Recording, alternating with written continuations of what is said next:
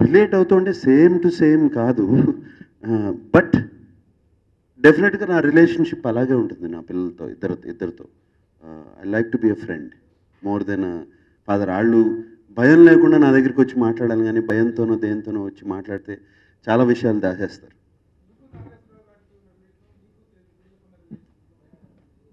నాకు నాన్నగారికి ఈ వయసులో లేదు, నాకు నాన్నగారికి వెరీ ఫ్రెండ్లీ.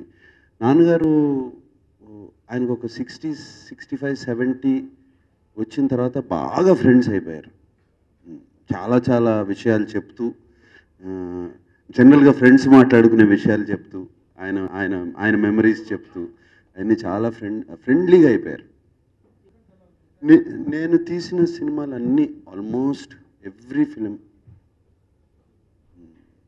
ఎక్సెప్ట్ మనం, బిఫోర్ స్క్రిప్ట్ ఆల్మోస్ట్ 1 year పట్టింది.